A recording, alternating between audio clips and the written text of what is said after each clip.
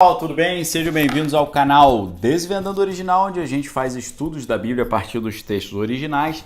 E hoje, conforme eu estava conversando lá no meu outro canal, Daniel Lopes, hoje a gente vai conversar sobre o dia em que Deus interferiu diretamente na história e ele mudou a história da humanidade. Deus faz isso sempre, é muito comum ele fazer, mas eu quero mostrar para vocês uma ocasião clara e evidente em que Deus fez isso. Para isso, vou me reportar ao famoso livro A História dos Hebreus, do Flávio Joséfo, tá? Ao tijolão aqui.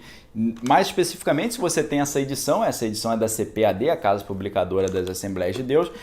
Na minha edição começa a partir da página 531 e narra-se uma história extremamente curiosa e interessante. Eu tenho certeza que vocês vão gostar demais, ok? Antes disso, gostaria de convidar você que está chegando no canal aqui para se inscrever aqui no canal. Você não esquecer de dar o like se você gostar do vídeo e também você clicar aí embaixo no sininho das notificações para receber todas as novidades aqui do canal. Você sabe que infelizmente, né, a gente tem 140 mil inscritos, mas a plataforma, quando a gente entra ao vivo, infelizmente não avisa todos os 140 mil. Manda para um, não manda para outros e por aí vai.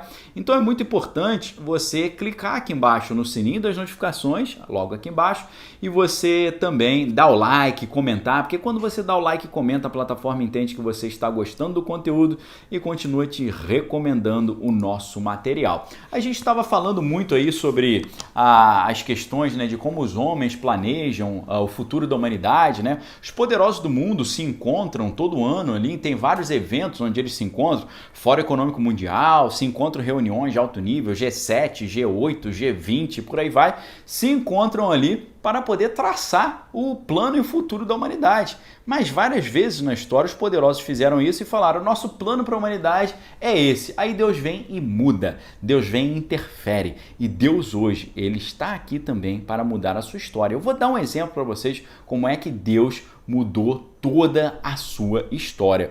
Ângela de Lizia não conseguiu renovar ainda a assinatura? Caramba, eu vou continuar tentando te ajudar, Ângela. Não vou desistir de você como membro aqui do Desvendando Original, porque você é importante para nós, ok? Então, pessoal, vou fazer uma breve oração e a gente já entra no nosso tema de hoje. Senhor Deus, muito obrigado pela tua presença, Pai. Nós somos completamente gratos a Ti. Pedimos a Deus que o Senhor venha nos perdoar dos nossos pecados, das nossas transgressões, purificar as nossas mentes, os nossos corações, para que possamos receber a Tua palavra, Pai.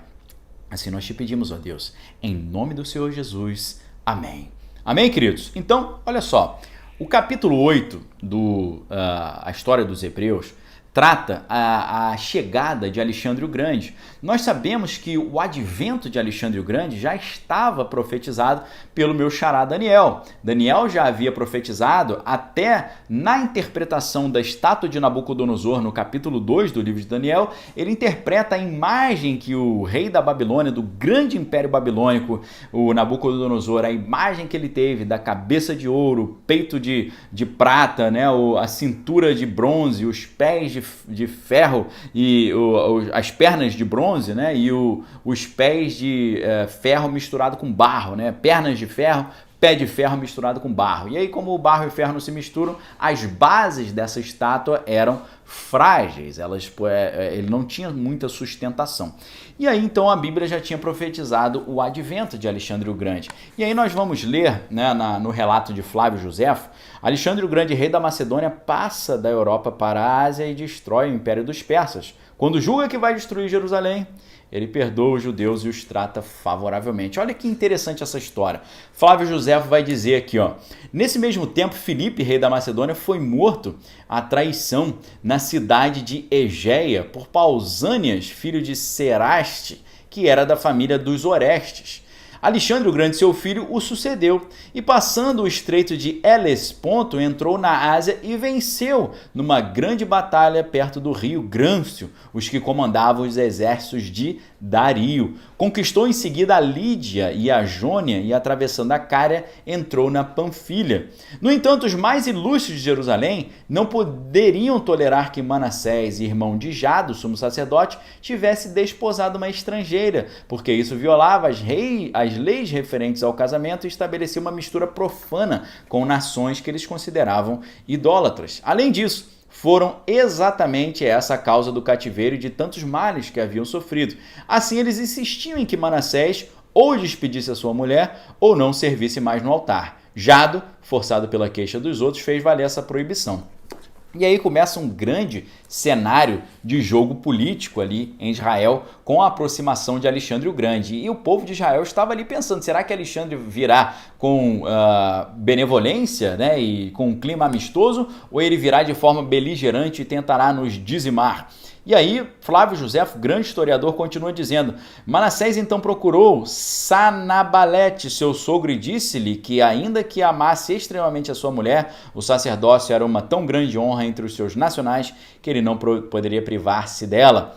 Sanabalate respondeu-lhe que, se conservasse consigo sua filha, não somente o faria desfrutar aquela honra, mas obteria para ele o cargo de sumo sacerdote e príncipe da Judéia e conseguiria do rei Dario o consentimento para construir um templo semelhante ao de Jerusalém sobre o monte Gerizim, que é o mais alto da região, que se situa lá na Samaria.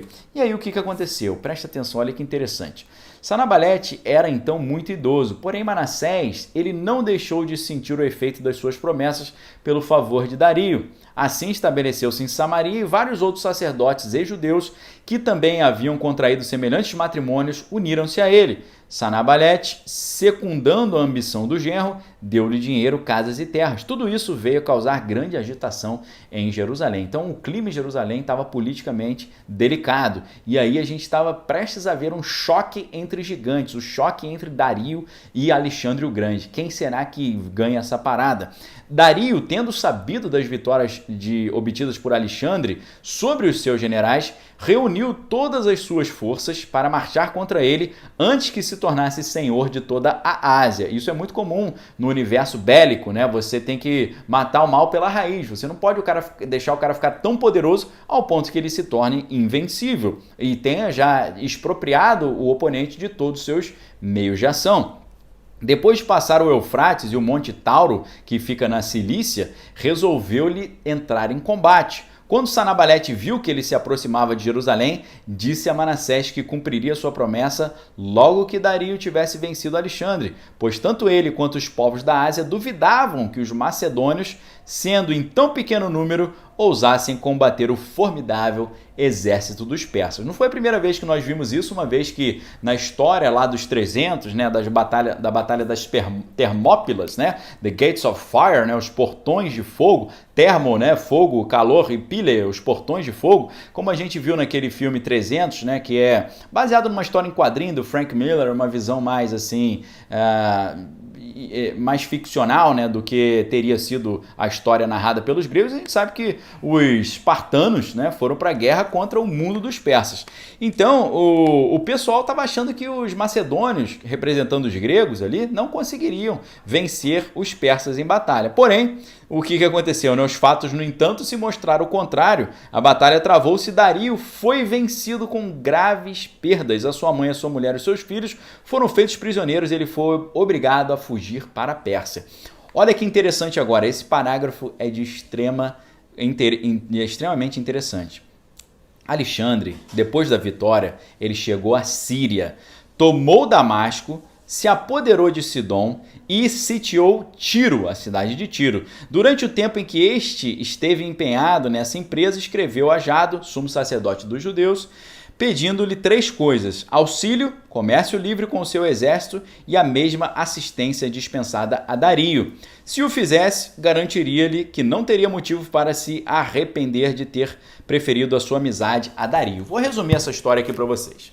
Sabe o que aconteceu? Alexandre estava muito poderoso, estava grande, estava crescendo, e quando ele foi atacar a cidade de Tiro, ele disse para Jerusalém: olha só, se vocês fizerem isso, se vocês me ajudarem, caros judeus, povo de Jerusalém, Alexandre o Grande dizendo: eu estou indo para a batalha contra o rei de Tiro. Se vocês me ajudarem, derem o mesmo apoio que vocês davam a Dario, derem a mim, Alexandre, eu serei completamente benevolente a vocês. Porém, os judeus, eles estavam ali fiados na promessa de que Dario os ajudaria, tá? Então, o que aconteceu? Eles ficaram ali com o pé atrás, eles falaram: peraí, a gente não vai ajudar Alexandre, a gente ainda tem uma aliança com Dario. E eles não ajudaram Alexandre o Grande, e Alexandre falou: ah é? Vocês não me ajudaram? Quando eu terminar o meu serviço aqui na cidade de Tiro, eu vou até Jerusalém e vou fazer vocês pagarem por terem feito isso. Sabe, porém, o que aconteceu? Quando Alexandre o Grande chegou a Jerusalém, depois de ter vencido a cidade de Tiro, e ele chegou com muita raiva, querendo se vingar lá do povo de Deus, o que aconteceu? Quando ele viu o sumo sacerdote judaico com aquela roupa que Deus ordenou que fosse construída, né, a mitra, que é o turbante, a placa de ouro na testa, o peitoril com as 12 pedras, cada pedra representando uma das tribos, a estola sacerdotal, o éfode, Alexandre ficou abismado, ele ficou surpreso. Alexandre falou: não é a ele, ao sumo sacerdote, que eu... o que Alexandre fez, né, que deixou todos atônitos, Alexandre se prostrou diante do sumo sacerdote, tá certo? E ninguém entendeu nada. Todo mundo ficou espantado. Por que Alexandre se prostrou diante do sacerdote dos judeus?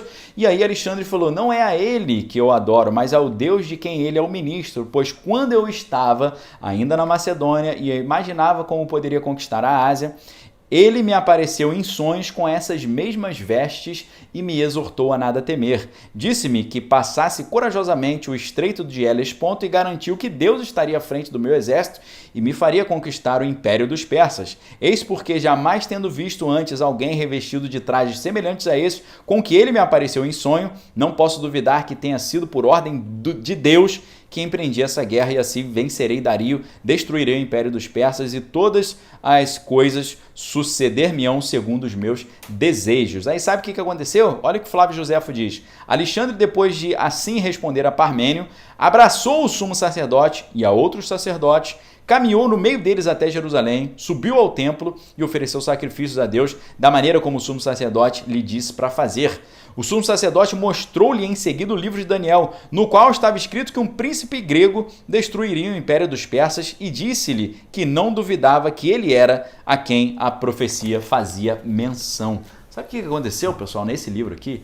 Diz que Alexandre o Grande foi levantado por Deus para derrotar o império dos persas por causa das grandes abominações que os persas fizeram. Ou seja, é Deus intervindo e interferindo diretamente na história. Deus pode continuar interferindo na história hoje, ele tem essa capacidade, ele vai continuar botando o dedo dele na história quando lhe for conveniente, porque ele é o Senhor de todas as coisas, e eu digo para você, ele não apenas interfere na história de reinos, de impérios, ele interfere na sua história. Entregue sua vida a Deus, confie nele e o mais ele fará. Tá certo, pessoal?